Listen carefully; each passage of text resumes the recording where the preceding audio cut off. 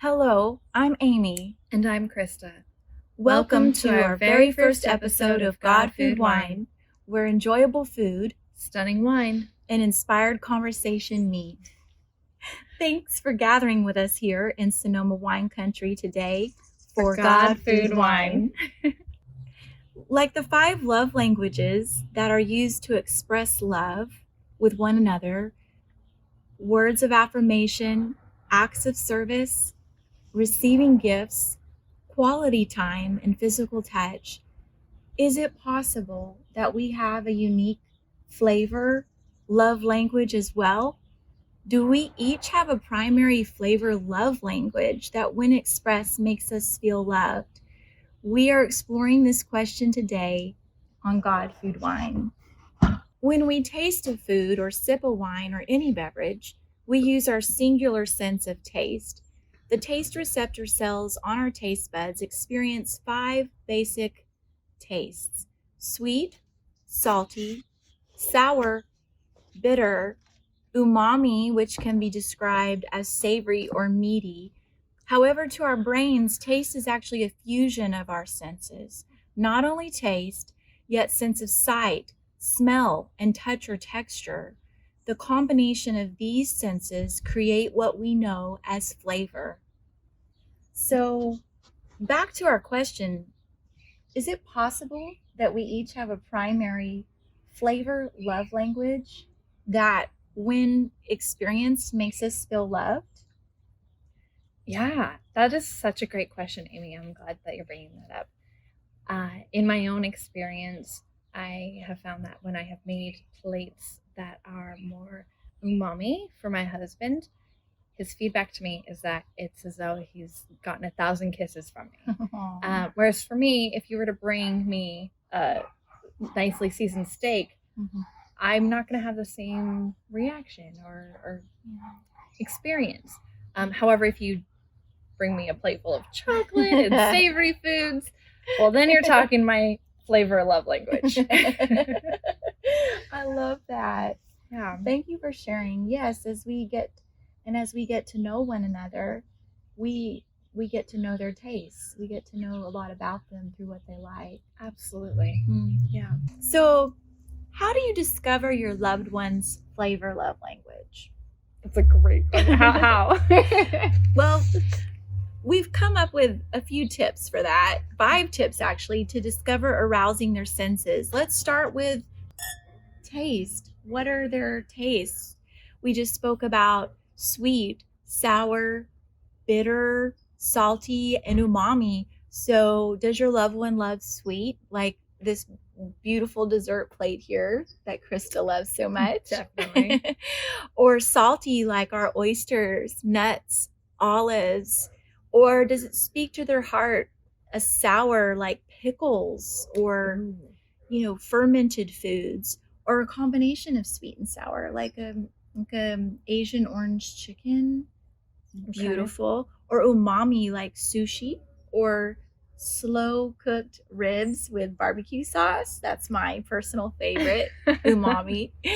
Maybe bitter, such as a rich piece of dark chocolate, or bitter vegetables like endives or roasted garlic. Yeah. What about smell? What smells are most pleasurable to your loved one? Aromas can spark nice, feel-good emotions that make one feel comfort and surrounded by love. An aromatic dish that restores good memories of childhood, or you want to remember a dish that you shared with your loved one, maybe on your first date. You want to recreate that memory. You can bring that back to the table again. Through the flavors and all the different senses. I love that. Will evoke a good memory of that first time. That's amazing. That you dated. I personally love the aroma of oregano, as it speaks to me and my Nona's heart of Italian cooking. Thank you, Nona. And yes, this is wild mountain oregano from Italy, actually, that I love, from Ovello's here in Sonoma Valley. And so how do you open up the flavor? The best way to release the aromatics from your herb and get the best taste from them is to let the oils in your fingers rub the herb And that kind of like olive oil and garlic. Olive oil and garlic. Yeah. The olive oil releases the beautiful aroma and taste of the garlic. It's the same with the oils in your fingers and the herb. I love that. So and it is a symbolism of joy. Back in the day, oregano was used to treat depression, so it evokes happy, joyful feelings in our body. Power of healing with food. I love that. What about sight? What colors or shapes do they like? Red, like our sweet bell peppers here, raspberries or strawberries are red wine, one of my personal favorites. And this is actually the Shug Pinot Noir. The Shug. Which is beautiful. Yeah, Shug. So that's the red wine here. Yeah, that's the red wine here.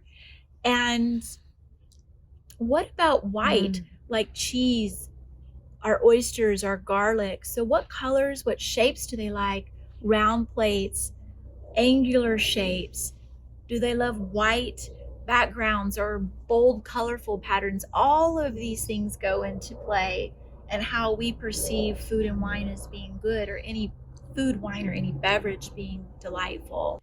Texture, touch. Are they moved by touch and texture? The sensation of hot and spicy, like curry and salsa, or like this crunchy bread here with the soft core.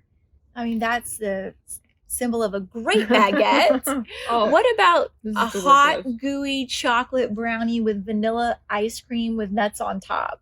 That's very specific, Amy. Hot, cold. Yes, that's mine. Hot, cold, crunchy, soft, all together, slippery like oysters, soft like custard or tiramisu, chewy like chocolate chip cookies. All of this goes into play. I love that. And I see now why you have plated this so specifically. Everything that you mentioned is pretty much here on the table. Can't wait to enjoy it. Yeah. Well, Amy, I love everything that you've brought to this table here. I mean, from the oysters to my favorite chocolate platter over here to, we've got the olives and the nuts and, even this beautiful heart cheese. I love this from Cowgirl Creamery. So beautiful. Yes. Is this a brie? It is. It's called Heart's Desire. That is so cute. Cowgirl Creamery. Yeah. So I had to get it. I mean, I love all this, but I just feel like I need to bring one more thing to the table. Yeah. But it's not something tangible or edible, but it is something that I believe can be, it just helps heighten the senses. And that is love. I love it. I love it. Love.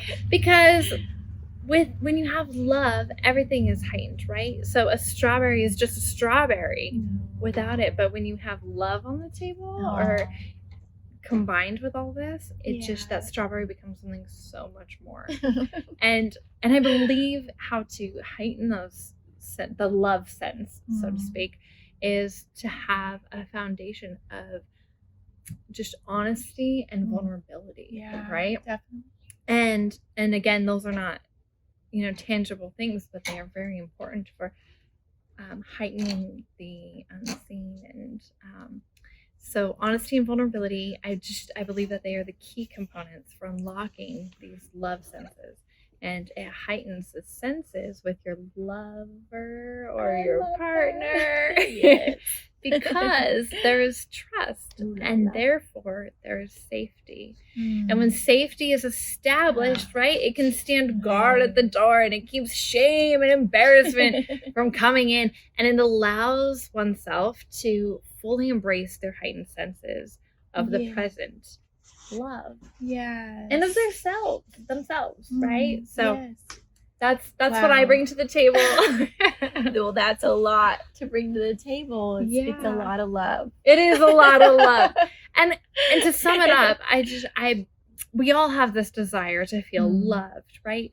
For this heightened awareness of our senses. Yeah. When we drink the wine or when we eat the chocolate or consume an oyster, right? Yes. But when you combine that with honesty and transparency and vulnerability with our loved ones, it enhances our everyday life. It just makes it so much more like enjoyable and rich. Yeah. So Whoa. it's in a sense arousing our senses for the flavor of the love.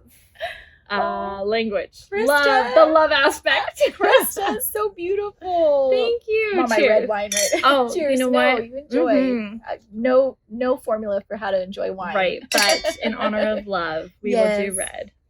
Yes, and thank you. Thank you for gathering with us today. Subscribe to our God Food Wine channel and give us a like, and stay tuned for our second episode of God Food Wine, where we explore enjoyable food, stunning wine, and inspired conversation from the heart of Sonoma wine country. Cheers, Krista. Cheers, It's Amy. so beautiful. Thank you for having me here today. And thank you all. Yes, See you thank you next for being time. here. Cheers.